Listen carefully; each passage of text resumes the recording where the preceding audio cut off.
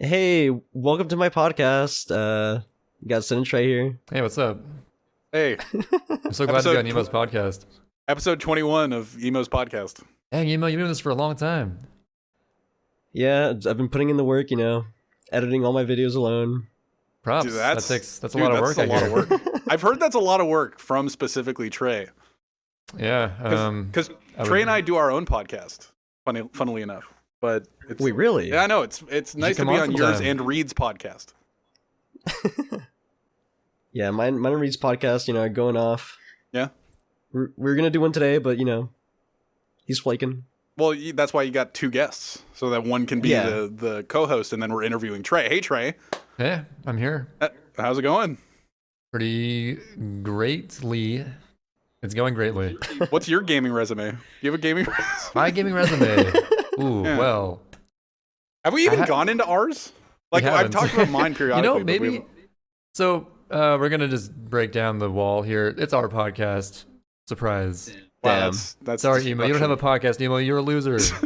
Emo, you can't latch on to our podcast. Only cool guys have podcast. You can't just latch onto our 21st episode? 21st episode. Yeah, you can't latch onto ours and just say it's yours. Yeah, Come this is on, actually, for those who are more attentive, you may notice we've already had Emo on previously on this podcast. Yeah. And that came up due to some scheduling mishaps, and we're like, last minute, yo, Emo, come on. You're a cool guy. All right, okay, we say scheduling mishaps. Wait, I thought I was a loser. We say scheduling mishaps. On our end, it was totally perfect. Yeah, we were ready. But We were totally ready. We were ready to go. I'm blaming the guest. we're not gonna mention the guest's name, but we'll have him on at some point, don't worry. Yeah, we'll message him and we'll be like, hey, you want to do it this week? And then he'll say, yeah, I'm good this time. And then he'll be like, no, I'm busy. And It's he'll fine. flake again. Yeah, and then we'll be like, hey, Emo, you're in the call. You wanna do a podcast with Third us? episode. But hey, this is the first time we've had a repeat guest, so we figured roughly a minute ago, why don't Sid and I go into our gaming resumes? Well, I've already periodically talked about mine. I talked about like the Tetris 99 game Raid where Shadow Oh, yeah, you're always Legends. bragging about yourself, that's right. dude, I do. During the cheese episode, I even mentioned like a gaming resume thing just to put an example that isn't speedrunning that cheese could put on. But I think mostly cheese just put on speedrunning stuff, which is respectable because you know what? He has a really long speedrunning, tenure and goal, like a lot of things that he's achieved in it. That's respectable. So does that mean we're going to open this up with my gaming resume? Yeah, I think your gaming resume is kind of what we haven't really dug into.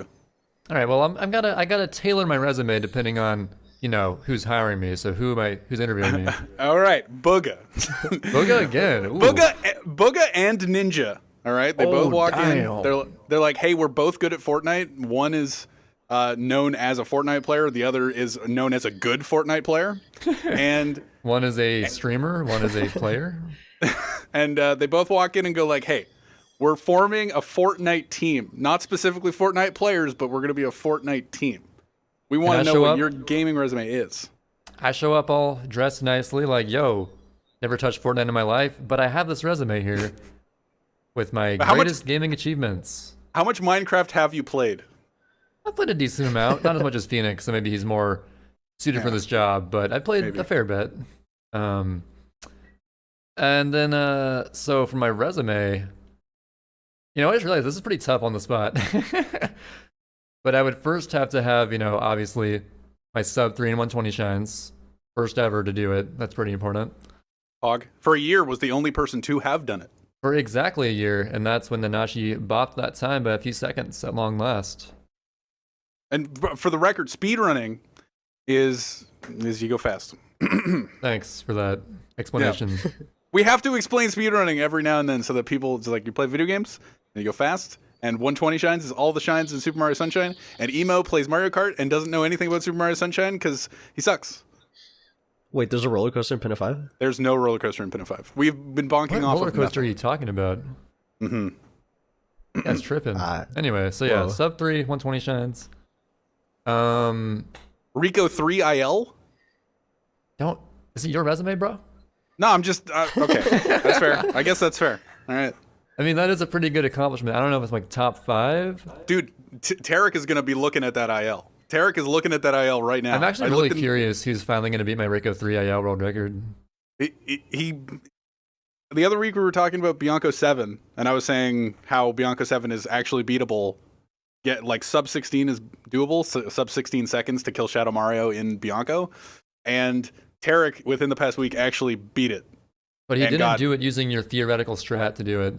No, but I knew it was possible. That's all I need. Wow, that's all you knew. You're so smart. Wow, you knew it was doable. You didn't do it. You're taking credit, kind of, but doable. How many Rick and Morty episodes did you watch to figure that out? And then after he did Bianco 7, he was typing in the speedrunning Discord. He's just like, how maxed out is Rico 3? So, Trey, sweat time. I'm sweating. Tarek's gonna bot my ass. Yeah. So I've had Pac-Man World 2 world record 3 times in the past. Gotta go on there in spot number 2. Yeah. That means I have longevity. I can stay relevant, come back to a game, and get a record again. Until one day I'm like, fuck this, and stop playing it. I know when to give up. That's my strong suit. I get sub 3, I give up. I get Tupac world record another time. Clyde I-bounce strats are more necessary. I give up. In the special skills part of the resume, it's knows when to give up. Knows when he's been beaten. I know when to. No, unironically, I think on a resume, knowing when to give up might be a good quality. I feel like that's so. Think about it. Think about it. It might be good. Like if you think about it for maybe 5 minutes, you're like maybe, but at the, I don't know, the first. Have you thought about first interaction with that statement? Let's ponder on it. That's what I thought. Yeah, you have to ponder it. It's like, oh yeah, I guess that's a good quality, maybe. All right, spot number 3. I actually got the Golden Axe in Animal Crossing GameCube edition growing up. Anyone here play Animal Crossing? Does Emo play Animal Crossing? No, I do not. I've never touched it. No. Dang, well, y'all are going to miss out. This new Animal Crossing game is coming out March 20th. What? I'm pretty excited. Is that? Wait, I thought it was Assassin's Creed. Wrong AC. Damn. Close enough, though.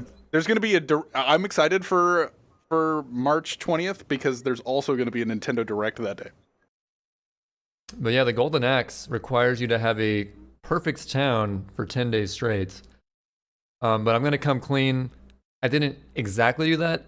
I genuinely got a perfect town, which means certain number of trees in each acre, no weeds, etc., etc. But I kind of used an exploit using the clock. And I got a perfect town one day, turned the clock back. I forget exactly what the manipulation was. You can like turn back the clock 10 days, then 10 days forward, and then it's like, boom, you got the Golden Axe. Good job. You're a cheater. Mr. Rossetti, I got it. Mr. Rossetti didn't acknowledge it? Nah, I mean, you don't reset. You just, exit the game, turn the clock, go back in. And the game's like, yeah, it's definitely 10 days later, and you're definitely not cheating, so here's your Golden Axe. Nice. Good job, guy. Here's the Golden Axe. God gamer, what can I say? Let's see, what else would I put on there? Was that 3? That's 3 so far? Yeah. Ooh and Oz Fetch a Fruit medium former world record holder. What up? What up, haters? Dude, I love this resume. This resume is great. It's diverse. I like the diversity. It is a diverse resume. That's all we need. And then 5th, but not last. I'm looking over at my games over here. Like, what the fuck have I done? I had the Alaska, like genuinely the Alaska any percent world record in SSX Tricky, mainly because a new skip was found and I was capitalizing on that. But I got a 321.0 something. It was the record for like one day. Then I got speed bullied, and that was that. See, Trey is successful at being able to speedrun multiple games. I've never been able to like leave the SMS sphere. And I was talking to Emo before this, and he somewhat agrees with me. You can interject if you like, Emo, but it's really hard for me to leave the SMS sphere and like speedrun other games when I can be like, I can just play Sunshine, Yeah, that's what I was saying. Like, I've always wanted to speedrun SM64, but it's like so hard for me to want to commit more time into that game when I can just play Double Dash, the game that I'm already good at. Yeah, really hard to get. So this issue only comes up once you're pretty established in a game, then it's like, why would I play anything else? Yeah. Basically. Well, yeah. It's after also playing Sunshine for 6 years. I'm just like, yeah. All right. Well, I don't know. It's weird. I just don't. After like a few month stints of playing Sunshine, I have to take some kind of break or else I go insane. So I use that as an excuse to learn new games. And actually, Pac-Man World 2 is a very good game to pick up. It's not too hard to learn. Even back when I learned it, and the community was almost non-existent. That was definitely a good game to sort of pick up and learn, do on the side. But it's definitely hard to like switch games that you main, because I've always sort of mained Sunshine in a sense. So yeah. Well, yeah, it's tough. Yeah. Well, like you saying that you have to take a break every few months. I feel like I'm taking a break right now, even though I'm doing individual level runs. Like, I haven't done a legit full Sunshine run in probably 2 weeks, and I haven't streamed in that long either, but I've still been doing, like, Noki 3 and all these other levels trying to improve the world record or just get a decent time, I guess, pertaining to Bianca 4. Bianca 4 sucks. For some reason, boomers like us suck at Bianca 4. Dude, Bianca 4 is, like, the hardest level. Trey so and I were trying to grind for Bianca 4 like 43 before this podcast, and I successfully got it. Woo! I got a 44.00, so yeah, pretty good. But I also spent a little bit more time than Trey did. But also, it's hard level. It's stum level, hard level. What's your favorite level in Sunshine, Emo? Oh, fuck. Is Pinna 5. I mean, my favorite to look at is actually like Pinna 2 Reds. Whenever I'm watching Sid do that one, sick. I love watching specifically Sid play that level.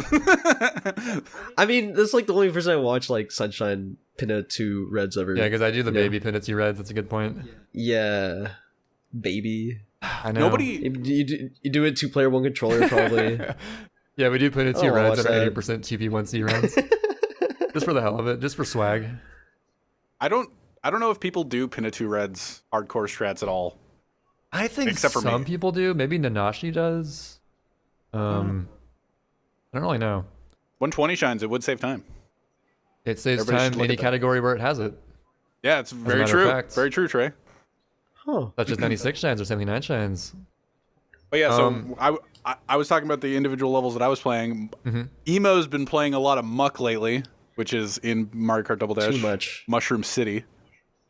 How far are you off of the flap world record, the fastest lap world record in Mushroom City? By 3 milliseconds, and those are the worst 3 milliseconds I've ever been apart in any record. Dang. I hate it. Not enjoying the muck flap grind? No, not at all. So I started that grind like 2 months ago, I think. And this month I really haven't really been able to play much, so I don't really count it, but it's been going on for way too long. Like, this stupid flap record has been like set for far too long, and I hate it. Well, it was set while you were doing 3-lap attempts and had the 3-lap. Yeah, and I got a pretty good 3-lap too. Like, it's like pretty good now, and I'm content with that. But then it's like, okay, I was like, okay, I'm finally done with Muck, and then it's like, no, just kidding. Somebody just got the new record. This robber guy, not Goomba. What? Not But Goomba. hey, you've known Robert for a while, right? Yeah, he's a SM64 player mostly, who does like single star runs. And I see a big trend with yeah, Double he's- Dashers being a fan of single star runs in 64.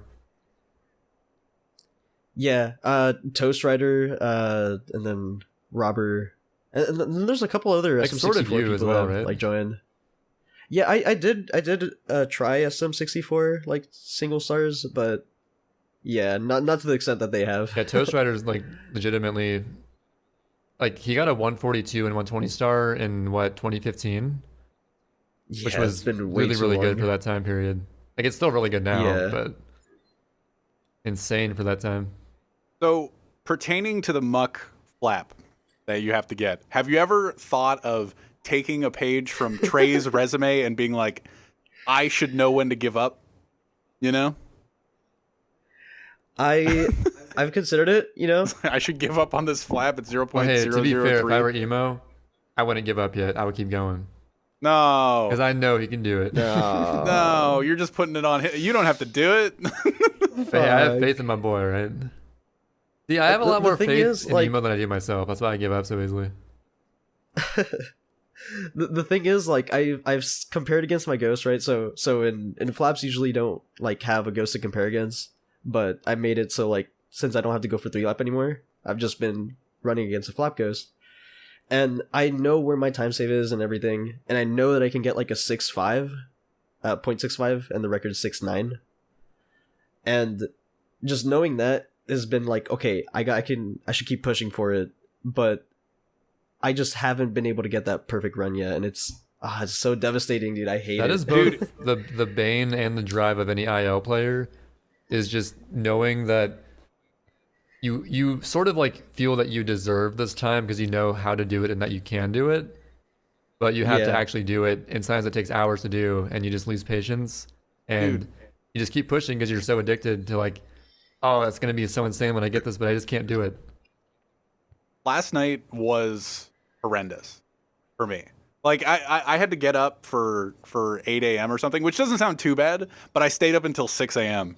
doing one level after starting the grind at like probably 10 p.m. So I think I played Pinna 5 for 8 hours, and it was kind of nice. Trey, Emo, and I were all on a call last night, and I realized it multiple times. I'm like, I don't think I remember one moment where Trey, Emo, and I all sitting in a call, all grinding separate ILs. Like, Emo was doing Muck in Mario Kart Double Dash. Trey was doing Pinna 5 for a little and then doing Bianca 1. And I was doing Pinna 5 for the entire duration. And it was kind of nuts. I don't think I remember... Well, since I haven't had practice codes for all that long, like, I haven't actually been able to do ILs. There's a short window of time where that could even happen. Yeah, so it was actually kind of like we were all just it was literally I'm not very vocal when I play ILs when I'm alone, but when I'm in calls I'm like fuck, like I will periodically just like it's just so silent while we're all doing the ILs, and then you'll just hear everybody's random really pissed off noise where it's just like Trey will be like shit, and then it'll be silent for another 10 seconds. Yeah, and I then typically Emo prefer to grind ILs when I'm watching a video or listening to a podcast, such as the Video Games Are Hard podcast you should listen to. Yeah. Or Emo's podcast, of course. Yeah, of course. Yeah, Emo and Reed. But yeah, 2 out of 3 of us got a world record last night.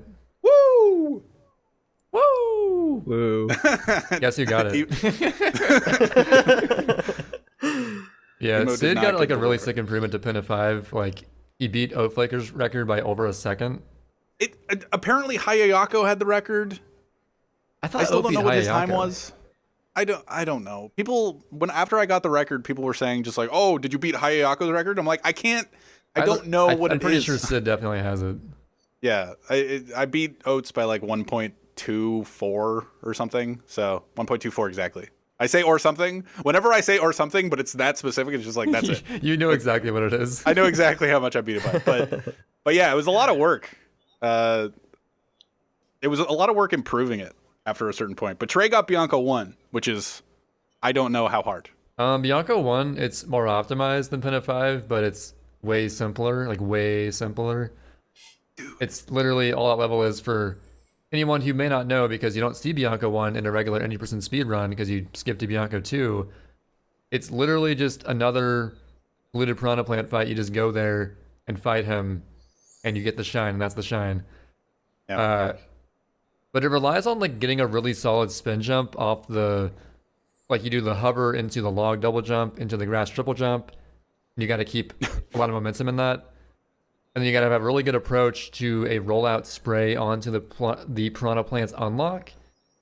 And it's just very optimized. And I improved that record by exactly 1/10 of a second. I'm not going to be like 1/10 of a second or something. I know exactly what it is. Not gonna pull Sid. And yeah, I kind of agree with the former record holder, Equivocal Genius's opinion I got a 50.51. I'm pretty sure 50.3x is possible, but I'm not gonna grind for that right now. So, dude. Well, like Trey and I were actually talking about Pinna 5 before, and we think that my attempt could have been a 40, like if just like two things went better. But in theory, I don't think it might be possible given the cycle. Yeah, situation. Pinna 5 is just so weird. Like Pinna 5 is the one with the Ferris wheel that and you have roller to catch coaster, the right, cycle Emo? of. Wait, does it have a roller coaster? It has a roller coaster in it that you can bonk off of. That sucks and ruins a lot of Trey's runs. My attempts, perfect. Never bonked on the roller coaster, but Trey always bonked. What about the electric Koopas though? Pardon? What about the electric Koopas though? They're fine. They're not there. You hit them like so many times. What are you talking about? Yeah, you're oh, the electric Koopa at the start. Yesterday. Yeah, it's like I'm trying to cut the water slide really tight, and it's just like, oh, I'm here. It's like shit. That's the one thing I'm better than Sid at in that level. Otherwise, Sid's pretty crazy. Dude, there's so many spin jumps. We were talking about it. It's so dumb. Pinna 5 is so dumb because it's literally it's a 41-second IL, but it's actually because there's like a 20-second cutscene in the middle of it. It's basically an 18-second IL that has literally 8 spin jumps in it. So it's like it's spin jump, spin jump, spin jump, spin jump, spin jump, spin jump, watch a 20-second cutscene, spin jump, spin jump. And it's just like different kinds of spin jumps too. It's they're all different. Yeah, it's like spin jump dive and then momentum spin off the sail, then a spin jump dive onto the ramp. It's so dumb. It's spin jump dive into spin jump hover cancel dive into momentum spin into hover cancel spin jump pause dive. Oh wait, no. There is one jump dive that's not a spin jump. And then jump dive into momentum spin jump. Yeah, so it's still a kind of spin jump. You say that there's a jump dive, but it's a jump dive to set up a spin jump. you literally see the jump dive for like a couple frames because it's like you're going up the ramp and it's just to set up momentum spin off the ramp. Oh my god. It's like after 4 hours of grinding that level, I realized all of this is spin jumping. And I think Pinna 5 IL strats are the best example of how broken or how overpowered spin jumping is in Sunshine. Yeah, but you know what would have made Sunshine better? If it had a long jumps. jumps. Yeah, we should put long jumps back in the game, bro. Yo, Sunshine, it's pretty good, but they should have brought the long jump back, bro. Yeah, long jump. How do you play this game without a long jump? Like, I don't even understand Galaxy it. had a long jump. Come on. Yeah, where's the punching? Where's the kicking? Where's the dance? random little butt slide break dance move? I do love Emo's interjections into the ILs though, where it's just like while I was doing Pianta 8 grinds, which is the Fluff Festival Red Coins, he was suggesting good strats. I will give him that. He does periodically suggest a good strat, but I do love periodically shitting on Emo when he tries to suggest things. And I'm just like, yeah, okay, you get better than chillin', dude, and I'll listen to you, bro. So 120 is imminent, all right? Yeah. Is I'm it? coming for it. I mean, it requires it's actually not playing the game, so Yeah. might be a lot of work. I was telling, I think I was telling Sid about this earlier. Like, I feel like I'm eventually, like, it's inevitable that I'll come back to Sunshine and start running on Peach File, and I'll finally, like, clear this off my chest and get, like, sub 120. But who knows? Maybe that'll never happen. Each file's dope. True. And Emo was saying, like, while I was doing while Trey and I were both doing Pinna 5 grinds. So there's a roller coaster. The story behind this roller coaster. There's no roller So it's the roller coaster. coaster What are that you you ride talking on in Mecha Bowser. And it's just in the way. It sucks. You're trying to do like a spin jump around it. It's dumb. And you just bonk on it. Trey was complaining about it for a while. I figured it out eventually, but also I was bonking on it for a fair bit. And then Emo's just sitting there going like, Are you guys sure you're talking about Pinna 5? I don't think there's a roller coaster in that level. And I'm just like, we're literally losing 30% of our runs that get this far to this roller coaster. And it's just like, I don't know how you call yourself a Super Mario Sunshine runner and not know that there's a. To be fair, Emo started playing in the Humor generation right when UIG was found. Yeah. So not everyone knows of Pinna 5. Also, Hey.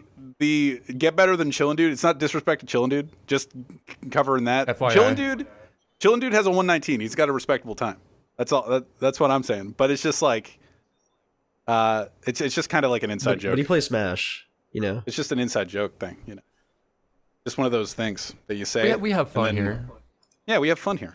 We have fun outside of the podcast, and then we try to bring it in the podcast, and then we realize nobody understands that we're not trying to be offensive, you know?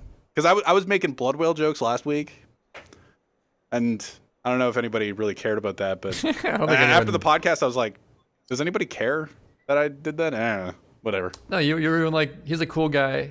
He's all right. So I think you covered your ass. You know what? Chillin' Dude's also a cool guy.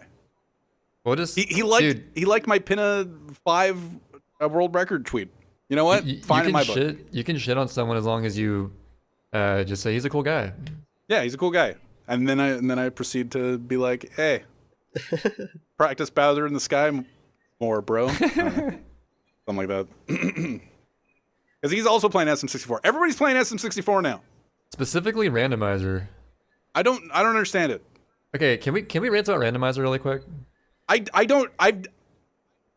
don't know why everybody's playing this. I'm sure that randomizer is fun. If you enjoy doing it, more power to you. Play to your heart's content. I personally don't see the appeal in it, especially when it's a Mario game. Like, well, they randomly place the red coins. We explain what speedrunning is, but randomizer is essentially a hack of any given game. Usually Zelda, but sometimes Mario. Dark Souls. Or Dark Souls. Where you sort of just mix around where different items are located, such as coins or upgrades in Zelda and whatnot. And also loading zones will take you to a random level. And you try to beat the game under those conditions. But like in Mario, it's the same game, but the red coins are moved and the stars are moved. And you go to sort of a random level order. But I'm just sitting here like, why exactly is that fun? I actually don't know. I'm trying to wrap my mind around this concept. I don't know the Mario one, but I really like watching Dark Souls randomizer now. See, Dark Souls sounds pretty cool doing that because it's like actually it changes the game quite a bit. And you can like randomize all the enemies in every location, so it's not the same enemies everywhere. But like Mario, it's still Mario. You're jumping around getting coins. You're not inherently changing anything. You're just changing the level order. Yeah, I actually have no idea. But the Dark Souls one, you can just like get any item anywhere. You can get in any boss fight. You can have any either boss or just like regular enemy there. There's like a low chance that there's an enemy spawn there, but there's more of a chance that an actual boss is there. And on like on gargoyles, it's really interesting because there's 2 bosses. So it's like one. If you know anything about Dark Souls, one of the first bosses you run into is double gargoyle. So you beat one gargoyle to have health, and then the other gargoyle comes and spawns. But in randomizer, it's a random double spawn of bosses. So you could interact with the last boss of the game, which is Gwyn, and then when he's half health, another boss comes down, and you have to fight both at the same time. So it's really cool. Oh God. Yeah. That sounds awful. Yeah, well, it's really that's crazy. It's fun to watch somebody that's good at Dark Souls play it. Like I've beaten Dark Souls, but I'm not good at Dark Souls. I played Dark Souls when I was like, I don't know, like literally 7 years ago. I still haven't gotten around to it. It's been on my bucket list for so long. It's a hard game, and considering you tell me that you're bad at video games so consistently, I'm gonna be so bad at Dark Souls. I can already tell. Damn. But yeah, there's definitely like a learning curve from when I played Sekiro, because that was like my first like Dark Souls-esque game. I felt like the very beginning, like the first like 4 hours, I don't know what the fuck I was doing. But then once I I got to the halfway point, like honestly, I was just like cruising by. So like there's definitely like a learning curve there for that. But I don't know. Is it just figuring out it's tough. Enemy AI and stuff? Well, like figuring out like the patterns that like of what you can do, and then obviously like trying to not spam like the attack button, because like since there's like a buffer system, so like if you do like spam moves, then they're gonna keep happening. Oh, so you don't want to be spamming them. Oh, so it's like Minecraft. Basically Minecraft. So it's like Minecraft. Where like if you spam the sword or whatever, or especially like the axe, it's not gonna be as powerful. Sure, let's go with I that. play a lot of Minecraft in my day. Put it on my resume. You know? Dude, he knows his Minecraft shit. Dude, I know Minecraft like the back of my hand. Don't worry. He knows. Dude, you should speedrun 6 enchanted I apples. should not do that ever. But more power to Phoenix on that. Oh, yeah, For those who don't randomizer's know, lame. there's you can be in the Guinness Book of World Records for getting the Minecraft 10-year anniversary 6 enchanted apples world record. Mm-hmm. Or There's actually like 2 other categories. oh really? Yeah, there's man, shouldn't have mentioned it. Wait. I think it's SMO all bosses run. I think that's one of them, but like it's not as contested as like the Minecraft one. And then what's the other one? That's not I important. don't know what the other one is. It's something. Super Mario Odyssey's in the Guinness Book of World Records? Yeah. Okay. All right. Respect. Yes. All right, Guinness, I see you. Where's the Ouija's respect? You know? Dide's going for 113. Actually, it's funny. I guess I was in a Guinness record something or other for 120 shines at one point. Because it was on Reddit, but I never even saw that. I was like, oh, that's cool. Okay. Well, I thought Guinness Book of World Records was just dedicated to like clothespinning your nose. Or having Or the biggest whatever. mouth. Yeah. Like Or being stuff like the tallest living man. I can fit this many bees in between my toes. Like, yeah. Cool. I think as about time right. goes on, the more you realize that like it's just a bunch of arbitrary shit. Yeah. Just like it's still speedrunning. fun to read regardless. Like the Guinness Book of World Records is like the crowning achievements book to get of the Scholastic Book Fair growing up. Yeah. That's elementary school. So the last Guinness World Record one was God of War All Muspelheim Impossible Trials, Whoa. and no one submitted any runs yet. So guess I'll just get that record right now. Wait, what was that? What game? God of War. Oh, okay. So I don't know if you guys have ever played I've never it, but played I one. definitely have not. I've played God of War. God of War's fine. Whatever. Dude, get the record. No, I don't. Sid. I don't think Come I on. own it anymore. Get out of your sunshine circle. Dude, I can't.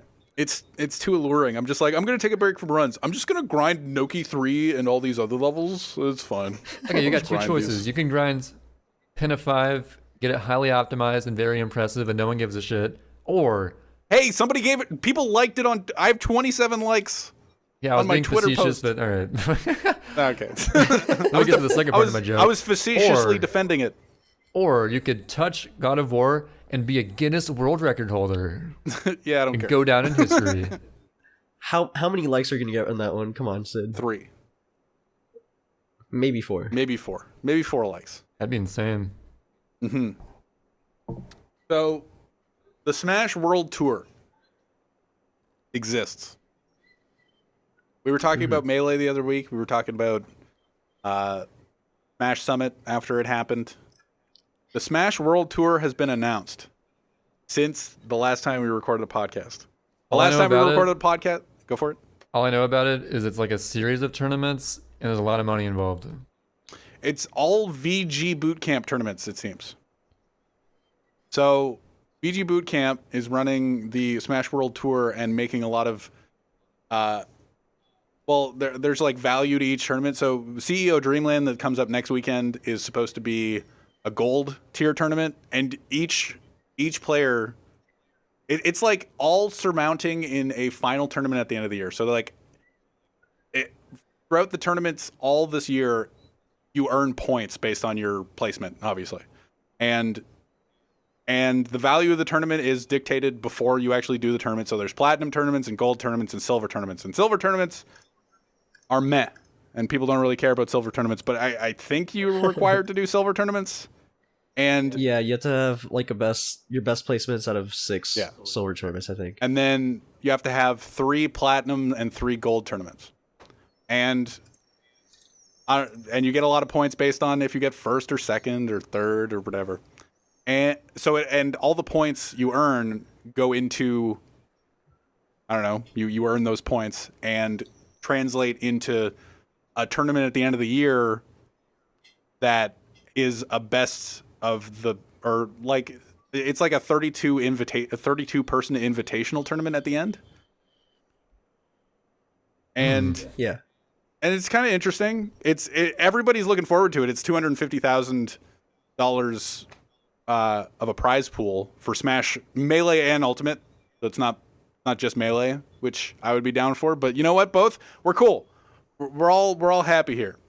We're all happy with our stuff. But everybody's looking forward to it. But to a lot of other players, it's kind of schnuffing some tournaments out of being relevant, because Full Bloom was coming up soon, and Full Bloom isn't actually, like, everybody was going to go to it, and now that it's not actually part of the circuit for Smash World Tour, nobody's going. So it's kind of fucking over some tournaments, but all in all, it's cool. And it's also kind of screwing over Beyond the Summit, and a lot of people are just looking at it as, oh, competition's healthy, which is good, but I don't know what the response is for Beyond the Summit, because it's all VGBootCamp tournaments, it seems.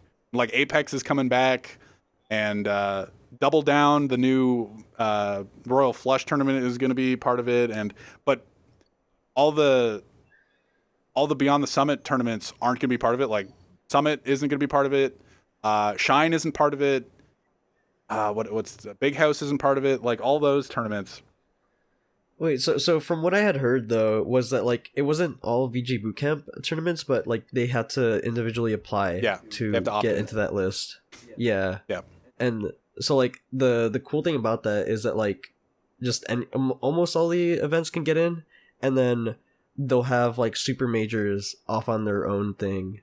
So like Genesis and Big House or whatever, they can have their own standalone big tournaments, and then the circuit will be on the side, or it can be it's they're on the side of the circuit. See, it's all perspective. Yeah. But like that's the thing, like it's like, okay, you have your super majors and then you have those tournaments that lead up to the circuit. But it's going to be hard to, at least that's the way I got it. It's going to be hard to as an argument from a player be like, well, I won all these super majors, but I won the circuit. Yeah. Just like, oh, I should be first in the world because I won these super majors. Yeah, but I won the circuit. So I don't know. It's going to be interesting. I'm looking forward to it. It hasn't even actually started yet, so I don't even know all the little details. I combined nook and crannies and details. I don't know why, but that's why I said nannies. Weirdo. But yeah, it's I'm looking forward to Melee. CEO Dreamland is in a week and a half. Mango's not going, but like I think Plup's gonna go Luigi, or I don't know if he's confirmed yet, but he's gonna go Luigi, and then he's gonna run into Swedish Delight, and then Swedish Delight is gonna go first two games Luigi dittos, and then go like, fuck it, I'm gonna screw you over with Sheik, and that's gonna be it. Yeah, play to win. Yeah, play to win. After two games of Luigi dittos.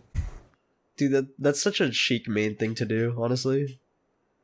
Yeah, good thing I secondary him. Yeah, I mean, there's nothing wrong with undermining a few tournaments when you have money. But like Zane's going and HBox is going. It'll be fun. I wonder how this all turns out. I wonder if it's like the future of Melee. Yeah, people are looking forward to it for like sponsorship wise, because I don't know, sponsors don't really know what to invest towards. But now that it's going to be a circuit, people are really looking or have a positive mindset towards what could possibly be at the end of the rainbow. So I don't know, it could be cool. That happened. That is currently underway. Not that any tournaments have happened yet. Maybe some silvers have happened, but again, those are men. No one cares. So, but men, no one cares except for you have to go to them. That's the funny. Like Mango was complaining about that. It's just like, so I have to go to silvers. Like I don't go to locals. So he's just like lamenting the possibility of having to go to those. Hopefully, it's not like an oversaturation of tournaments, and it gets like people get burnt out and stuff. Well, I feel like it's going to be the same amount of tournaments. Oh, really? It's just more. You have to go to more if you suck. Yeah, the thing is, like, I feel like as of last year and whatnot, there was just like a lot of good players that just didn't ever show up to tournaments. Yeah, and that's like why it was always like HBox, Mango, Zane. Yep. And nobody else, because like nobody else like went to the tournaments. Like I don't like Music King never went, or he like quit. Wizzy also like just disappeared. Dude, he got first and second, and then he just dipped. And he got sponsored. You gotta be like Trey, no one to give up. No one to give up. No one to give up when you're Come out, first and boys. second.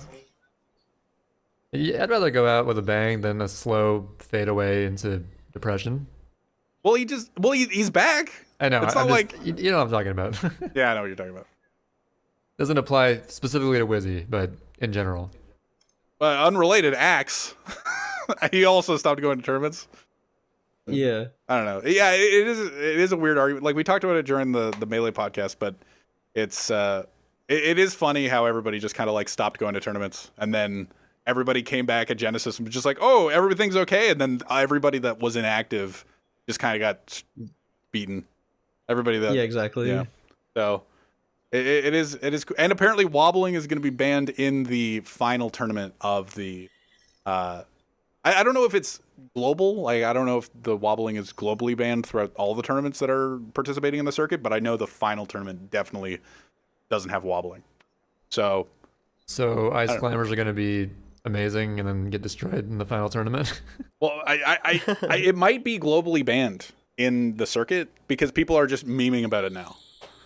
Like there was an army meme tweet being like, "Well, I can wobble in friendlies still." Like, just like pretty funny, but I think Chu was gonna learn handoffs and stuff. Like all the ice climbers are either retiring or gonna learn handoffs, which is like Fly 27 years ago. It's like when Fly was. Fly Amanita, that brings me back. Yeah, he's been inactive from what I can tell for a while. And I'm kind of looking forward to Icy's actually playing in the circuit. Like, what are they going to do? Like a lot of people have thought towards ice climber players that the meta for ice climbers has just kind of been stagnant because wobbling's a thing. It's like, why improve on anything related to like matchups or anything where it's just like when it's just you get a grab and you win. Mm-hmm. So when they take away the infinite that you can get from a grab, it's just like, okay, now what do you do? And it'll be interesting to see what people work on. It'll be more fun to watch an Icy's match. Oh, yeah. Unless they're facing a Jigglypuff and camping the platform and getting mad. Oh, yeah, it's not going to improve Jigglypuff, but that's besides the point. Well, yeah. Well, it's the Battle for BC. Battle for BC is going to be like a gold thing. And Battle for BC last year was the tournament that had Frozen Stadium. So I don't know if they're going to have Frozen Stadium back. And that was the tournament with the ice climber, and they had banned wobbling. It was the ice climber and Jigglypuff in top 8, where they just stood still and everybody was like everybody was getting pissed off at both players because they were just standing on, they were standing on opposite platforms, just sitting there while the ice climbers was down, and the Jigglypuff was just like, yeah, I'm not going to engage you. And then after the tournament, it was really interesting because people were siding with the ice climbers at first. And then everybody just kind of flipped the script and went, no, everybody should be on the Jigglypuff side because it's not like the Ice Climber player was fighting just like, oh, I need wobbling in order to win this matchup. It's like, well, it's not like Roy player. Like there are Roy mains out there that have really bad issues with certain characters. Like why would we give you special treatment because you have a really bad matchup against this character? You mean every character? No, not against Fox. The Roy. No, dude, a skilled Roy can beat any Fox. Oh, I forgot about that. That's true. Come on. It's not like they give Roys or Game & Watches or anything like that special treatments for special or for certain matchups. So it was kind of like an interesting flip-flop after because everybody was I remember sitting there mad at the Jigglypuff, and then I was just like, oh yeah, this is dumb. Like it's the Icy has to engage at that point. It's not the other way around, but it's playing to win. It's the playing to win thing, right, Trey? Playing to win. Sure. Yeah, gotta play to win. A Roy that's a better player than a Fox that's a worse player can win. You know what? It could happen. Fun fact. Yeah, but the Roy's gonna have to engage, probably. Say it ain't so. I don't know. Please. We're gonna talk. I have a note here that says Emo's a loser. Oh, right. We gotta reference that. Yeah, he was a loser. You know what? I wrote my notes. I have my notes sitting in front of me. I'm reading down my notes, see what we're going to talk about. Smash World Tour, that's done. Pianca 6 history video update. I guess only I can give that update because no one else knows. I cannot give that update. Give the update, Emo. All right, guys. So it's I'm putting in the work. I'm making the video. It's coming up. I'm trying to finish it. I did the voiceovers. I'm trying to finish it by the Animal Crossing release date, but it's not going to be able to be out by then because I for some reason that I gave last week that I don't remember. Well, I certainly look forward to your guys' video. It should be good. Do you have anything else? Okay, serious update. Last week, I had about 11 minutes done out of the 30-minute video. Now I have about 15 minutes done. Woo! And that's, of course, I have the voiceovers and the scripts. Obviously, that's all out of the way. I'm just talking the actual putting the video together aspect. And, it takes longer than you'd expect because you can look at a video and it's easy to be like, oh yeah, I can do that. I can edit it that way. I know how to do that. Just motion track that, keyframe that. I can do that. The part that takes a while is honestly just the creative aspects, and you have so many frames to deal with. You look at a 30-minute video and it's like, okay, 30 minutes, do what you want to fill that time. But each of those seconds is broken down into 60 or 30 frames. So there's a lot of frames you can do whatever the hell you want with. And with that much creative freedom, a lot of indecision comes into play, and it takes a while to finish stuff sometimes. But, I'm slowly but surely making progress, and I think it's turning out pretty well so far. So, I don't think I'll meet my Animal Crossing release date deadline, which is the 20th. But I'll try to get it out sometime in April and not get too distracted by Animal Crossing until it's out. At least not too much. So, be on the lookout for that, ladies and gentlemen. I know Trey is one thing, and it's a second guesser. I know that to be true. You definitely second guess yourself a lot. Yeah. So you did, and we're going to mention it. You did suggest or submit your 2 players 1 controller submission. Yeah, and I'll get to that in a second.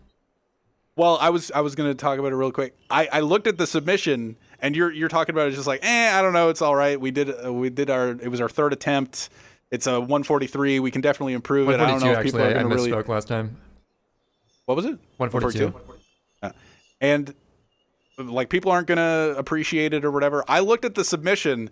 You know what? It's probably the most work anybody's put into a submission. Like, you made a YouTube video for it. Like, it has a really nice thumbnail. Thank you. It has the description in it. Like, well, think about it in contrast to every other GDQ submission. It's just like, oh, here's my PB video. Here's a quick blurb, like, that's specifically talking to the people that are organizing it. It's just like, hey, what do you guys think? Jesus at me. Hey, bro, what do you think? We were joking about like the best GDQ submission. It's like you give your little description, like, yeah, it's a cool run, got a lot of skips and stuff. So, what do you think? And then just like waiting. Type it in, like, yeah, is this like a chat room? The submission process? So it's like, you guys gonna respond? Please respond. I love you. Okay, bye. All right, you have a good one. And yeah, you have a point. We totally did actually try hard that submission, but we can explain ourselves. So, really quickly, just to preface this, Adep and I officially submitted 2 players, 1 controller, and 8% Mario Sunshine to SGDQ, hoping to get that in. The estimate is around 150, but we can definitely push like the 130, if not sub 130 mark. I know I said ETH instead of F, but ignore that. Especially when we get to play more in person. At some point, either I'll travel there, he'll travel here. We get to do some non-input delay actual in-person runs, which should go a lot smoother. But we did get a pretty good submission over the Parsec internet janky setup that we got going on. The reason we did sort of try hard the submission is because I think if we were able to get our submission as like an actual in-person, one of our hands on the controller each, like actual 2P1C in-person run, we wouldn't have to try as hard. But we kind of had to like explain ourselves and justify why our submission is formatted not like an actual 2P1C run, rather a over the internet but same idea type run. So Yep. I think you guys are going to get in. we'll see. You can never count on it, but it is a pretty popular game. And you guys have support from random people on Twitter. You know, if you have random people on Twitter support, you're in for sure. Some random guy named like Esam vouched for me, so that's I hear definitely good. Not sure who he is, but thanks, man. I think he might be Smash World Tour related, like maybe running one of the tournaments. I don't know. Oh, it's possible. Yeah. Bouncy Boy clone, maybe. Yeah, Bouncy Boy, Esam, they both look exactly the same. So I thought it was really a Bouncy knows? Boy tweet. When you linked me the tweet, I was just like, "Is it Bouncy Boy tweet?" But I think I just saw at Bouncy Boy in the tweet, and I was just like, "Oh, it's a Bouncy actually, Boy." yeah, tweet. it's hilarious. There's like a bald conspiracy going on. Bouncy Boy retweeted my submission tweet, and then Esam responded to it because of that. It's like bald culture coming together to support me now. Yeah. Are you gonna go bald? Maybe I have to after this run. I don't know. Yeah. That's definitely the next step. If it gets in, I gotta go bald. That's what it is. Sign. But yeah, Shave for a day. this is like, and then the main reason I'm excited to potentially get this in is I kind of think that Sunshine needs a break from the usual 80% or 120 run. Hopefully at some point Sid gets the 96 shine run in. That should be pretty hype. We had bingo. We did have bingo. That's correct. I still have not watched that. It sadly, yeah. it was a 1v1, not a 2v2, and 2v2 is way more interesting. So it's like, I'll count it as like half a bingo getting in. Yeah. Yeah, shout out to Panga and Sniper King for that. I'm glad like at least Tones- got in at some point. Tones was on the couch, I think. I don't know. All I know about that run is that at some point I was shouted out for Wiggler. That's Yeah, it. I think you got the one shout out. It's like, shout out to Sid for Wiggler. That's just like, okay, sure. Wait, what did you do with Wiggler? I don't know. I don't even know why you got the shout out. I think it was because that I was whenever I did Wiggler, I did like tutorial on Wiggler. Like I just talked about Wiggler every single time, and I was trying to figure out before Oat found out Oat Wiggler, like Oat cycle. Like I was trying to figure out faster cycles for it. I don't know why I got shouted out. I have no idea. But I've actually never questioned until right now why you got that shout out. It's like, wait, Wiggler and Sid, what do they have in common? I mean, Sid did theorize the linked pair during Wiggler thing with me, so. Yeah. Well, hey, that was my idea. All right, I knew you would say that. That was my idea. We work as a team, though. You theorize it. We're a We did team. work on it.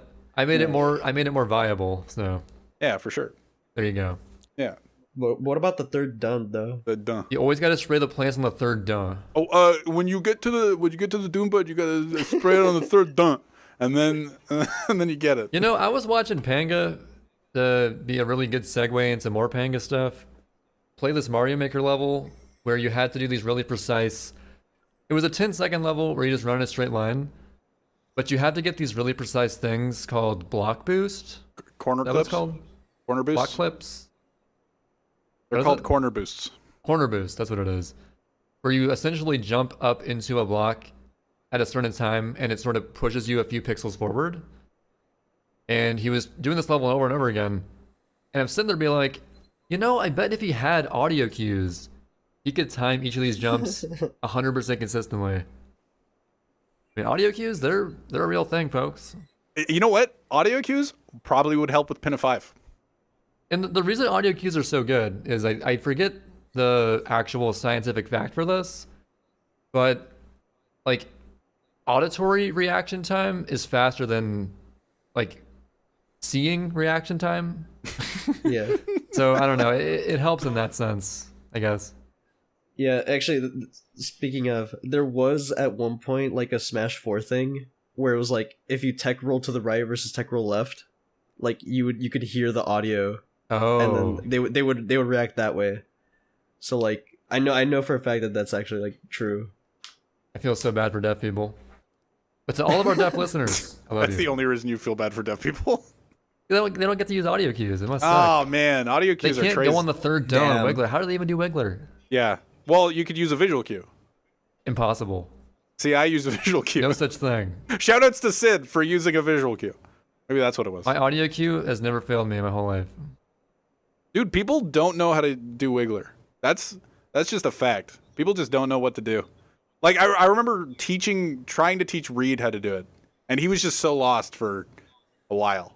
And then I was just like, he found his own visual cue, and he abandoned everything regarding an audio cue. Because Trey was just like, oh, you can use an audio cue. If I was to be like, yo, go on that duh, he would have got it just like that. I still don't know what duh to go on. I need to make a video explicitly saying what my audio cue is because I never really explained it. I remember us actually talking about doing like a Wiggler tutorial and doing our own, like in the video, our own visual and audio cues. But I feel like you can just figure it out with trial and error. Like that's what I did to figure out my own audio cue. Is essentially, I was like, okay, I'll try it on this note. Does it work? Yes. Does it work? No. And I'll try I tried probably like 3 times in a row on the same note, and it worked every single time. I was like, that must be it. There you go. You just do it when he turns. Do it when he turns for the second time. That's too vague. Just do it when it turns. Yeah. What? That's vague. I remember trying to learn it. It's just so confusing. But if you know exactly what don't to go on, boom. But I don't have audio when I play. See, well, you're screwed. See, Reed was doing it with like when his feet hit the water, and I was like, I don't even know if that works, but go for it, dude. And I think he screwed it up a fair bit of times, but he also plays any %. Who cares? You know. Yeah. These are the mindset of any category that's not any % is not Mario Sunshine. He's like, yeah, I'm taking a break from Sunshine. I'm going to play 120 Shines because that's not Sunshine. I'm like, what the fuck? That's more Sunshine than 80%. There's a lot more Sunshine in that. Anyway. Speaking of longer categories, I need to get back to actually doing runs of 96 Shines. I'm actually good at some levels now. You know? No right? Way. Like I've been working on some ILs. I got my Pinna 5 down, and that's only relevant in non any %. So I'm not going to do any % because I'm done. You know what? Pinna 5. It's gonna be really good. Like I got the Noki 3 world record back. You know how last week we were talking about? I actually reacted live on cast that I lost the world record in Noki 3. I got it back, and super luckily too, because I don't know how I got it, because it just kind of spontaneously got really good, and then I clutched it. So, worked out. Noki 3 is finally getting optimized. I need to go back to... Finally. I need to go back to other levels. Or other, the full game runs. So that I can bop Guy. Yeah! Woo! You guys think I could do it? I think you can. I believe. Yeah, okay. I'll take play it. Every level as if it's an IL attempt and don't mess up. Yeah, never mess up. Do Pinna 5 IL strats. Don't mock the roller coaster. Wait, there's a roller coaster? There's no roller coaster. There's still a roller coaster, don't worry. There's still a roller coaster. It's not going anywhere. Damn. Is there a roller coaster in Pinna 5? So, you're thinking of getting back to 96 Shines in the near future or like the far future? I think it'll be like this week. Ooh, that's pretty near. Yeah, that is near. That's like day after tomorrow near. I need to practice. You, Emo? More muck flap? Sadly. Yo, muck flap. I've been focusing more on Apex though, so I have to like set time aside for muck flap. True. Dude, Raid Shadow Legends is so annoying. Amen. I'm just gonna agree. There. Moving on. It's just so like I was sponsored. I remember talking to We're Trey. not sponsored. We're not sponsored. I remember talking to Trey about like I need a game that I can just do every day, where it's just like Tetris 99. The daily goals got stale, and I didn't want to do them anymore. Raid Shadow Legends has so much stuff every day that I'm like, I'm exhausted by it now. I'm just exhausted. What if I told you you can live your life without having a random grindy Farmville-esque game in your life? I feel like I want it periodically. Like, I don't want it every single day, but I've actually bought the Battle Pass in Raid Shadow Legends, so if I don't participate, I feel like I'm losing the money. So I need to, like... That's how they get you. I need to spend the next 3 weeks. I need to dedicate the next 3 weeks to actually doing the daily stuff. And then after that, I can be like, maybe I'll take a break or be done with this game. Who knows? And also, I'm a hypocrite because I already know that The new Animal Crossing is going to be my Farmville-esque game for a while. I'm not going to play that game. I am so excited. I don't know about you guys, both of you being avid Animal Crossing players. Avid. Of course. Yes. Mm-hmm. My favorite part of Animal Crossing growing up, there's so many ways to play it. There's so many aspects, whether it's making the perfect house or making the perfect village or just whatever. I always enjoyed filling out the whole catalog for like all the fish and all the bugs, like for the museum and whatnot. I'm excited to see the new fish in that game. Gotta find all of them. It sounds so lame right now, but I swear to God, it's so fun. Okay. Lay off me, all right? Is there a Hylian trout? There is no Hylian trout. It's not Zelda. See, in Twilight Princess, in the fishing minigame, I never found the Hylian trout. I never fucked with fishing in Twilight Princess a whole lot.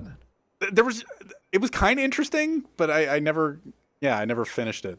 I feel like it was fishable, you know? But yeah, I'm getting somewhat hyped about Animal Crossing again. Actually, recently, in Animal Crossing news, super old school gamer Brian MP16, who's had Animal Crossing videos since like 2006 or something,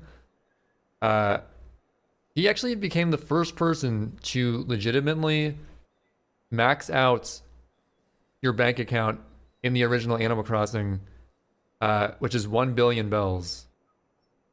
Right. And the way he did it was, there's this system in the game where you can buy turnips from this turnip seller at a low price, and randomly one day of the month, Tom Nook can buy them back at like a super high price.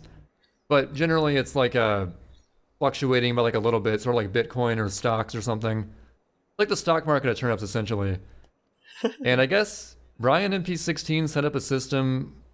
He looked into it sort of on Dolphin and stuff to figure out the best way to do it, maximize his odds of a good selling day, and sold a shitload of turnips and got 1 billion bells in his quest for that. It took him about 2 months, I think. His goal was to do it before New Horizons came out, and he got it, so props to him. Proud of him. Is he going to release videos on this new game? Oh, he's definitely going to play it. But yeah, actually it's funny. Like, this dude, I've seen videos from him way back when I was obsessed with the original Animal Crossing. Like, we're talking, I must have been like 10 years old or something. I actually saw some of his old YouTube videos, and then seeing him stream on Twitch now, it's kind of a blast from the past. Cool. Feel me? Like Chugga Conroy. It's kind of like that, except I don't know what he's up to these days. But I did used to watch Chugga Conroy in my LP watching days, for sure. Did you guys ever watch a lot of Let's Plays growing up? Or like in middle school or something? Emo? I watched the typical like Minecraft ones. Oh yeah, we all had our Minecraft Let's Play phase. Yeah. Dude. I was like super into like the creatures and like Sly Fox Hound and whatnot. Uber Hacks or Nova. Yeah. And I know we both love the What's up, Sly homies? Fox Hound intro. What's up, homies? A bird, a bird. Thought that was the shit when I was like 12. I was a big fan of PewDiePie horror stuff, like way back. Before he was cool. Well, I think it was just after, I don't know, it was probably around when he started being cool. And I liked all his horror stuff. And Tobuscus back in the day, way back in the day. Oh yeah, way back in the day. Like I was watching his Minecraft stuff. I don't remember any other people I used to watch. It was mostly Tobuscus and PewDiePie in like 2010, 2011, stuff like that. But I watched all kind of stuff, but I honestly couldn't name it all. It's too much. One of my favorite Let's Plays, actually, one of my inspirations getting into Sunshine was a little Let's Play from, I believe, 2011 called Mario Sunshine Versus. Yeah. And it was sort of a cooperative Let's Play. Well, a race, quote unquote, but it was Let's Players, so let's not kid ourselves here. It was like attacking Toucans and Josh Jepson. That Let's Play I've probably seen like so many times when it was coming out. And I'm afraid to go back and watch it again because I know it's not going to be as funny as I remember it being. Yeah. Like I know like my dumb 16-year-old brain loved it, but I probably wouldn't appreciate it as much now. But you know, maybe it's nostalgic. Who knows? But yeah, really good watch at the time for sure. I was a big Sonic 06 fan by the Game Grumps. I definitely watched that as well. I tried to watch all of it. I think I stopped at like the silver playthrough, or what. I don't remember anything about it, but I remember enjoying it. I had a couple Game Grumps phases. Actually, one more recent than I'm willing to admit. So. I tried to watch they actually started playing Skyward Sword recently. I tried to start watching that, and I was like how does it hold up? Because I haven't played Skyward Sword in years. And but yeah, we all know what Ego Raptor thinks of Skyward Sword. Bomb bowling. It has bomb bowling. Bomb bowling. Crazy. It's nuts. What an advanced tech for a Zelda game, you know? What a cool They revolutionized bombs. They did. They really did. Wait, so bombs are round, so you can like roll them. Yeah. This is crazy. And you know what? In Breath of the Wild, they made it one step further. They had the bombs that you could throw and they roll, but they also went just like, how about we just make like block bombs? Yeah, so like they don't roll everywhere and it's not annoying. Yeah, they roll kind of sometimes, but like they don't really. You know? Yeah. Genius move, Nintendo. Yeah. They went, you guys didn't like bomb bowling? Let's make bomb squares. Cubes, if you will. Yeah, we're gonna go the opposite way. You guys didn't really. I saw that Ego Raptor video making fun of bomb bowling and talking about how bad. I genuinely wonder. I think we both wondered if Nintendo did see the Ego Raptor video, because like they went totally 180 from Skyward Sword and Breath of the Wild. Well, they made it so that you can't bomb bowl. They removed bomb bowling, dude. It's so weird. I haven't really thought about it, but it's so weird going from like every prior Zelda that has some amount of bombs, like you have a strict amount of bombs and you have to collect more bombs, to you have this iPad that you can control what, like you can magnetize things, you can do whatever, or you can summon a bomb out of nowhere and you have infinite bombs. Well, on a cooldown, but basically infinite bombs. It's weird. Like arrows are still on a collection basis. You're always looking for arrows in that game. Yeah, dude. Every time you find Beetle, you just buy his arrows, and he's just like, "Oh, you stalking me?" And I'm like, "No, I just need fucking arrows, bro." I had a problem with hoarding arrows in that game because I'm like, I never know when I'm going to be able to restock, so I better save these. Yeah. Yeah. They were just so rare. I don't know. Why are arrows especially all the elemental ones? Yeah. I can never use them. And they're expensive as shit. Yeah. Yeah, it's like you want like 30 more arrows, it'd be 200 rupees. Or more than that. I don't remember the exchange rate, but that sounds like a high amount to me right now. It's like, here's 10 bomb arrows. Give me 500 rupees. And just like, oh, bomb arrows are way overpriced. What the frick? I just want to have fun playing this video game. I don't want to. In order to collect more arrows, I don't want to have to go get more Goron Spice missions. Like, I don't want to do this. I think I've only ever shot one ancient arrow the whole game. Those are expensive. Because I hoarded the shit out of those. I better save these if I ever need them. I never used them. I use them a lot. Well, see, Guardians on their own are kind of easy. Like, you just shoot them in the eye, and then they do the spin around move, and then you shoot them in the eye again, and they're stunned again, and then you do it over and over again. Kinda easy. I would almost always go for the shield parry kill on them. I suck at parrying in every single game. Every single game I play. Yeah. Every single game I play, I suck at parrying.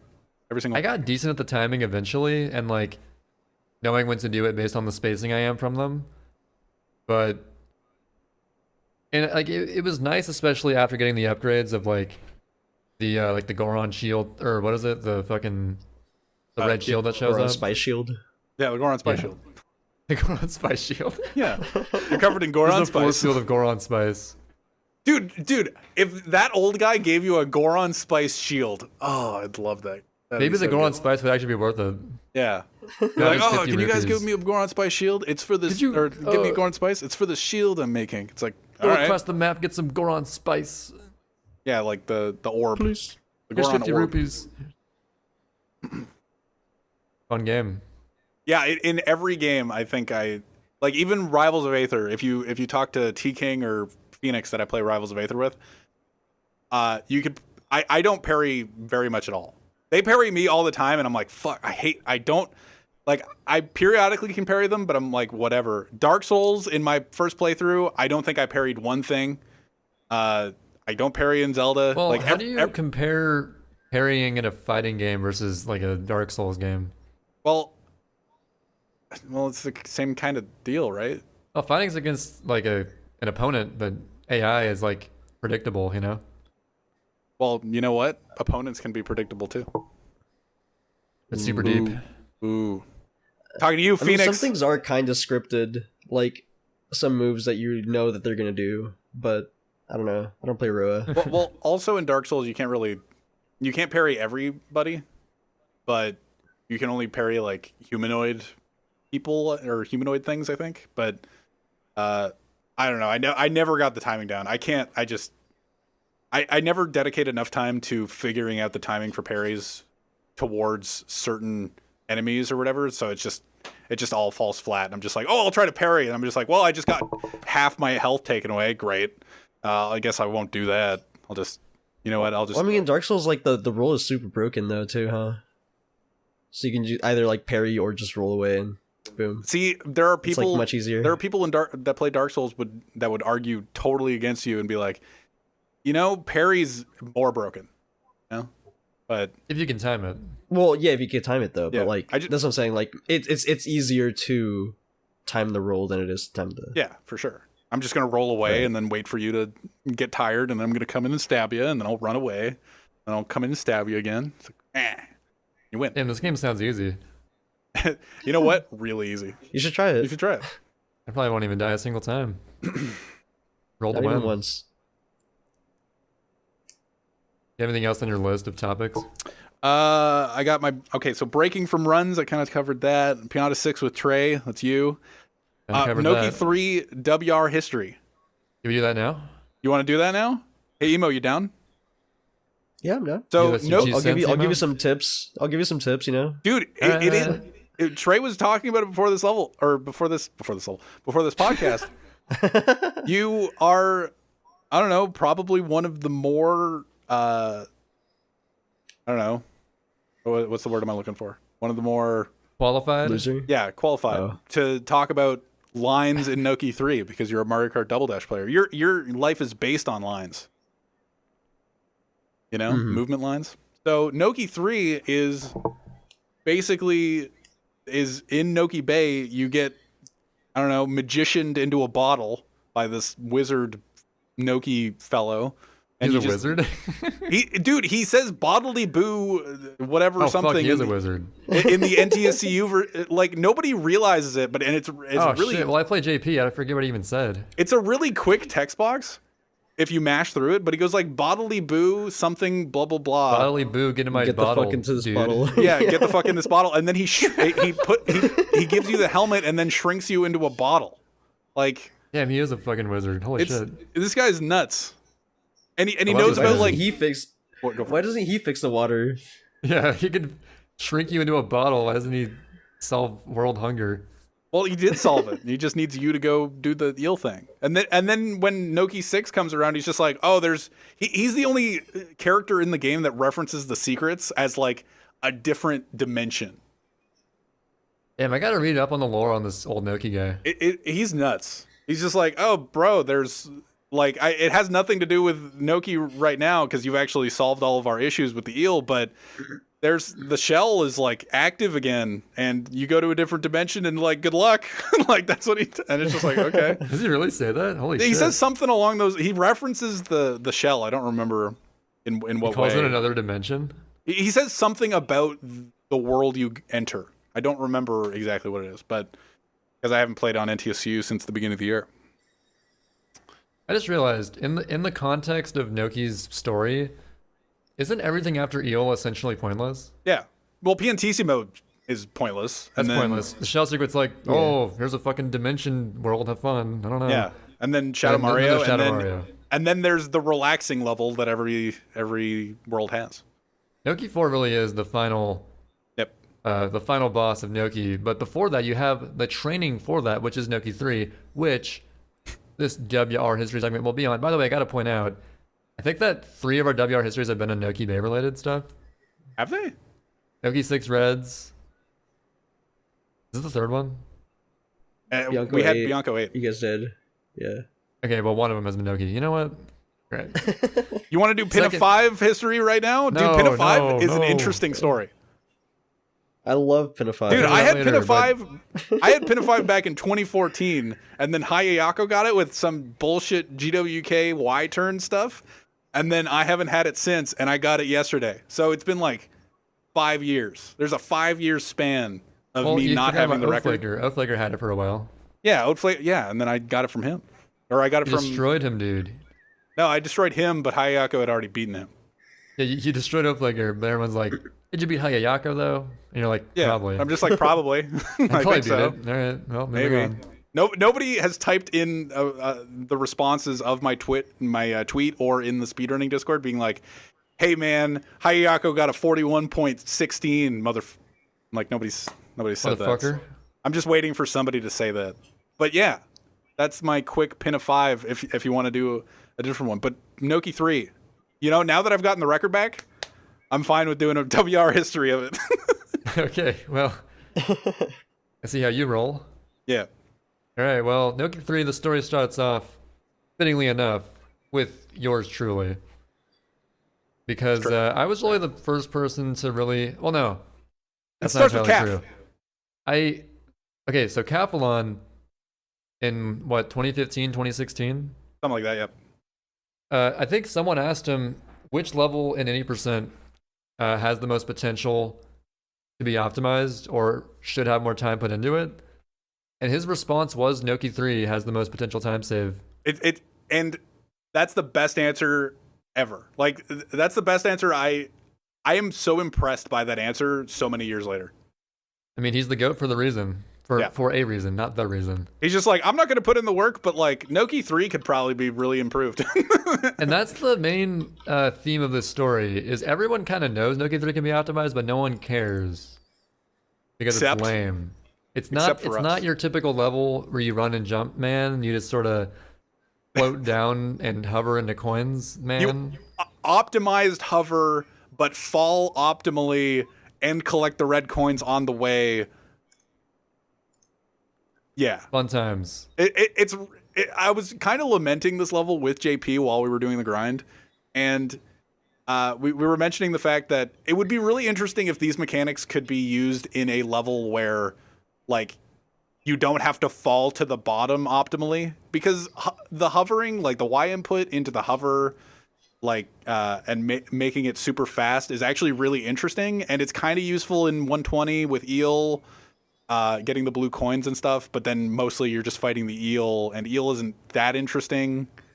But Noki 3 is just real. It's sure you hover sometimes to gain some speed, but mostly you're falling optimally to the bottom of the bottle, and it's interesting to a point. But also JP Pal has told me that he's just kind of like sick of playing the level, and I'm kind of with him. It'd be actually so fun if you could do normal swimming in sunshine with the super hover nozzle you get in that mission. Yep. Because you could go so fast, like anywhere. You could just go into Y mode, tilt up, and hover and go super fast in the water. It's an interesting mechanic, and it's kind of it's both a shame and kind of a smart move that they don't use it in more levels. Yeah, it'd be broken outside the level, but it'd be fun. Yeah, that's what I'm saying. But so actually, Sided Williams, who's in this podcast right here with us. Say hi, Cider Williams. The one who's not me or Emo. It's me. He sort of was actually my inspiration for optimizing it myself initially. Because you sort of had like a really solid... you had really solid movement from the 7 to the last coin a while ago. Yep.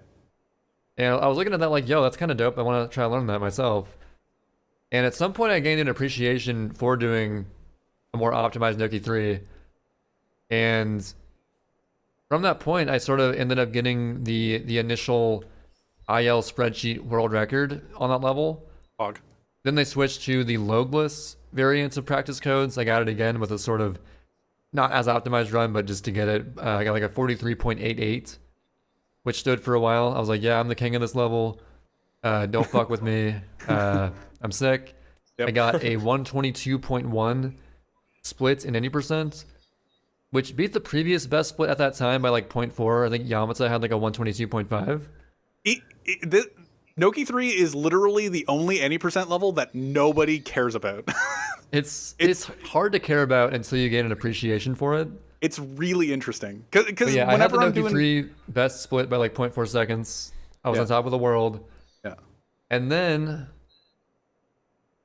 the Fire Nation attacked. I always reference the calf quote. Like whenever it always interested me that he had the answer Noki 3, and I always wanted to do Noki 3 runs or Noki 3 attempts, but I never had practice code. So I was always just stuck with the in-game timer levels like Pinna 2 reds, Noki 6 reds, box game. Like I was always just stuck with those levels that I could verify that I did a really good time with.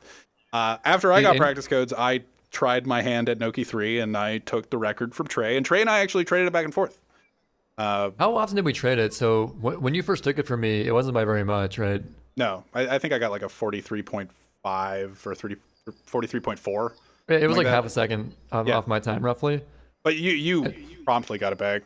Yeah, I was like, all right, well, now it's time to finally go sort of ham on this and see what I can really get. Yep. And I got like I got a 43.21. I remember that. Yeah, and then because it was like 4.321. Haha, so epic. And then I was just like, hey, I guess I'll try to get that back. And before I actually was able to get it back, JP Pal sniped me to it and got a 43.12. and he was sitting there going like, yeah, it's all right. It's not amazing. And I was sitting there going like, this is actually really hard. It's really interesting as you go through ILs and grind them, how much easier. Like I guess it's not that interesting to say out loud, but it's just you get better at the shine. Whoa! I know. Whoa! Mind blown. But I got better at the shine, and I got a 42.98 unrecorded. I got a 42.98 unrecorded, and I was like, after half an hour of playing it, I was like, oh damn it! I guess I have to record.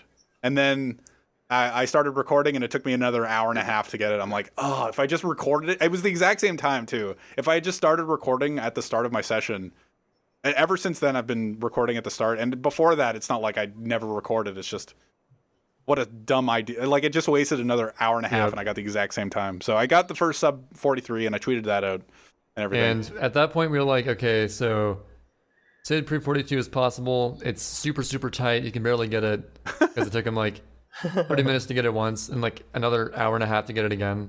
Yeah. And then I end up getting my first 42 eventually. So for the most part during this time, this is around the time I started the video editing portion of the Pianta 6 history video. So I wasn't grinding stuff as often as I could have been. John's. But actually, whenever I'm listening back to the podcast episode to make sure it's good to go and ready to be put into a video and go on YouTube, I'll actually grind ILs while listening back to it. And what I would do is play Noki 3 while listening back to the podcast. So during that time is like when I got my 42, 0.94, I believe. Yep. So I was like, yeah, okay, I'm pretty satisfied with that. I worked pretty hard for it. And 42 is barely possible. So, you know, JP or Sid might get it back, but I doubt by very much. So I'm pretty good with this. Yep. That was definitely a thing.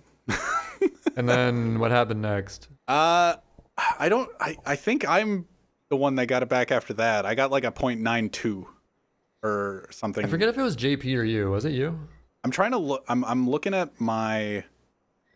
I have to find my. This is classic Dubya Arr History, not knowing the order of records happening. Well, I know that JP Pal was in the mix for dang sure. He came back at some point pretty soon. I got a 0.98. I think he got a lower 0.9 or like a 0.8 or something. I ended up grinding and actually no. This is what happened. JP Pal wasn't involved. You had a 0.94 and I got a 0.92 and just kept going. Because that's what I do with ILs. I like when I get a time and I'm like, I think that's beatable. I'll grind it for literally, like in the case of Pianta 8, I'll grind it for a really fucking long time. And I ended up getting and submitting a 42.72. That's what I ended up doing. And then JP started labbing stuff, right? Yeah, he started labbing movement from like the second coin to the third coin, and because I added the the true gamer line of going into Y mode early and turning earlier. Yeah, and actually Sid implemented that to get his initial 42, and I like sort of took that from him, except not as optimized. I was like, yeah, okay, I got it, cool. Yeah, and it's just like it's so interesting to even think about it. It's just like, oh, you Y turned early and it's faster. It's like, yeah, like no shit. It seems so obvious now, but this just goes to show how little people cared about this level to actually like put the work in to figure that out. Yeah, it's just like from 96 Shines. Like I played 96 Shines and stuff, and I was like optimizing the levels in 96 Shines. Nobody touches those levels. Nobody cares. Like 100 coin shines without blue coins, nobody cares. Red coin shines, even with secret. Blue coins, nobody cares. What? Yeah. Even with blue coins, nobody cares. Yeah, and like the red coin secrets to an extent back in the day, nobody really cared about. Like that's why I had Noki 6 reds for so long until JP Pal took that. But like going to any percent, everybody is good at any percent. Like if you play 96 shines or 79 shines or 120, everybody's good at the any percent portion except for me, because I don't know, I just don't practice it as much. But Noki 3 is the one exception, I think. Like maybe we could think of it, but like Noki 3 is the one exception that everybody kind of discounts and doesn't really care. At least until recently, but still even recently. So yeah. So we're at 0.72. JP Pal got it back. And at this point, I actually tried one more time when editing the next podcast episode, whenever this was, and I couldn't get it back the whole time, and was like, well, this might be time to throw in the towel for me. So too hard. Your gift of knowing when to give up came up. I was like, yeah, if I can't get it during the entirety of a podcast listen back, it's probably not worth it. So JP Pal had a 42.6. That's what he had. And I remember grinding for a while and being like, this is really hard. Like I literally got a 42.61. And I'm like, oh my God, this is so dumb. And eventually I got a 42.52, which was pretty lucky at the time. Which thinking back now is just like so easy to get. But we started trading it back and forth. Like he got like a lower point. Actually, no, I improved it after that. Like the 0.52 I got, he was just like, wow, this is really good.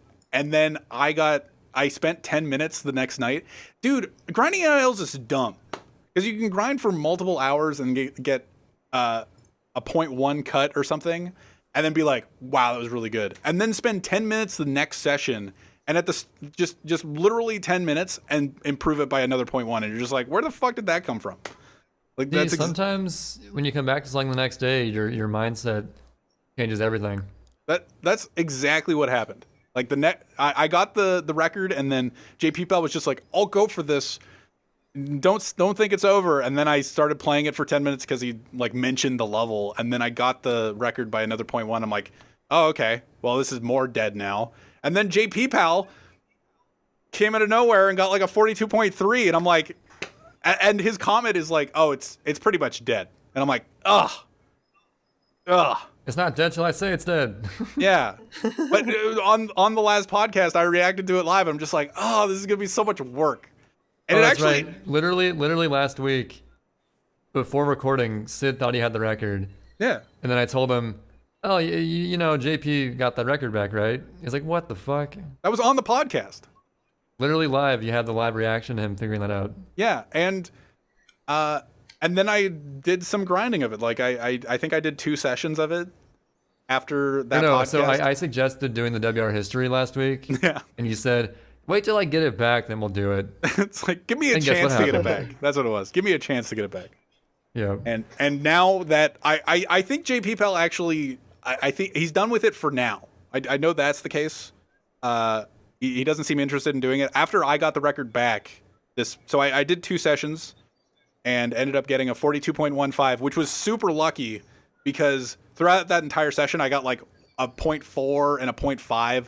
I still have not gotten a 0.3 or a 0.2, but I got a 0.15. And I'm just like, I don't know. I don't know where this came from. I'm happy it happened, but I don't know if I can replicate this. So I'm glad that I ended up getting it. but I remember typing to JP Pal after that, being like, yeah, after a while, this level kind of sucks. And he's just like, yeah, I think I'm done with it for now. Like, I feel the exact same way. I hit that wall earlier than you guys. What? I hit that wall of being done with it earlier than you guys.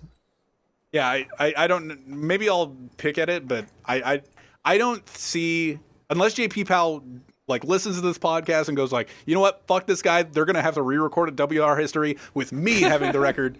Like, if that motivation goes through his mind, all fairness to him, he thinks that 41's possible, and he thought that 41 was possible when like barely 42 was gettable. So, and it's I think it's definitely possible. It's just really hard. It's gonna take hours of grinding probably. Yeah, it's dummy hard. So, I got insanely lucky at the end of my attempt, and that's where it sits. It's 42 seconds, 0.15. Noki 3.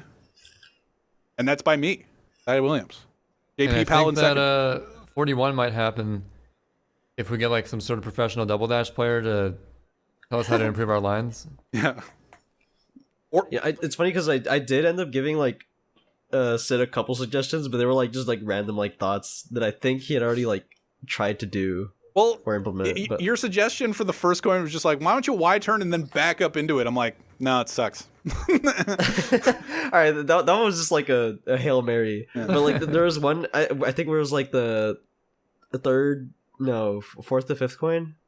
The one towards the very end where it like shoots you up. Yeah. I was like, oh hey, you should like Y cam like later after you get the coin before that one, so then you can have more speed and then you like turn into it or whatever. It was something weird like that. Yeah, I don't even know what that. See, me, a player of Noki 3, I don't know, and the world record holder currently. I think JP Pal can definitely do it. Like I'm not. I think it's really funny to record the Dubya Arr History right after, like right after I get it. It's like, fuck you, JP Pal, I have it. And I think that's really funny, but yeah, even as the current world record holder, I don't know what you're talking about. Like, I don't even know what you're saying. Well, that's good. It's so hard to explain. It's just like, oh, you should Y turn earlier into, and I'm just like, I don't know. I'm lost. I'm out. Noki 3 is just know that you do it. Okay. Noki 3 is just such a weird it's such a weird level. Yeah. And I hope you enjoyed. It's funny because I remember Dubya Arr History. Remember when Oh, go ahead. I remember when like Reed and Sid were always like battling back and forth between their like split times and any percent. Yep. Were they battling back and forth? Yeah, they had like a little interaction between them. I think it was mostly Reed just like adding Sid, being like, "Yo, check it out." Yo, with my 0.6 time save, I beat your split. Okay, cool, I guess. Actually, no, see, that's what's so funny is that every split that we were bragging about sucked. Every single one. Oh, for Noki 3? Yeah. Because Reed added me and was just like, bro, I got a sub 123. And I'm like, and at that point, I didn't realize I hadn't played on JP yet. He actually saved 1.1 seconds on me. So the fact that he subbed me, he got just barely 1.1 seconds better than me or something like that, or worse. Or wait, was whatever. this when I had my 122.1? I don't know. I don't know how to. But I remember him bragging to me. Something. I remember him bragging to me that he got a sub 123, and I'm just like, I lose time for being on a worse version, right? And he's just like, shut up. Yeah, it doesn't matter. I'm still better than you. I don't know. It's really funny the weird things that you kind of argue over in speedrunning. Like I remember getting really mad at Reed for saying that he had the world record in Sandbird when I had the world record in Sandbird, but I can't post on the leaderboards now, or then I couldn't post on the leaderboards because I didn't have practice codes. But now that I got the Pinna 5 record, and then people in chat were just like, "Oh, did you beat Hayayako?" And I'm like, I can't control I'm like on the opposite side of it now, so I'm like, oh wow, I was super annoying when I didn't have practice codes, being like, oh, yeah, I actually have the record. Oh, but did you beat this time not in the leaderboard? Like, well, I don't know. But what I realized, and this was a matter of months ago. Like, this isn't years ago. This was me being annoying at the end of last year. So it's pretty funny to have the script flipped for me. So it's just like, yeah, I was probably really annoying to read because it's just like, there's no way for him to have known that I had a better time than him in a run in the middle of July. Like, what? Like, I didn't post it anywhere. I didn't do anything. Like, why would he know? Kind of funny. Anyway. But yeah, I think that wraps it up for our Dubya Arr History with Sid and Trey and Sid and me. Yeah, and me. And Emo. And Emo. Before we wrap up, I guess one last thing is that you're submitting for SGDQ, right, Emo? Yeah, so just randomly, me and Goomba decided, or that we're going to do time trial one tries, like competition race thing. I don't know. So is it So like we're gonna submit like best of 13 type situation? I guess I don't know what our format's gonna be. We haven't really talked about it too much yet. So I think we're just gonna like push our like Smash and Splash set as our video, just because like I mean we don't have to really like remake a video or anything like that. And that was like pretty good. I think there was like a baby park 1 millisecond like difference race in there.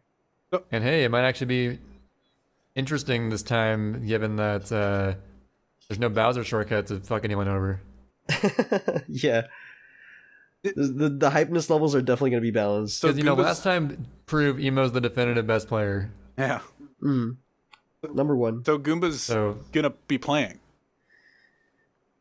Well, hopefully. I mean, if it gets we're also having... Yeah. I mean, we also have, like, the tournament that's going on, but he's not in it, even though he's hosting it. He'd be too OP. Yeah. It's kind of like his Shifts hands. will host SpongeBob tournaments.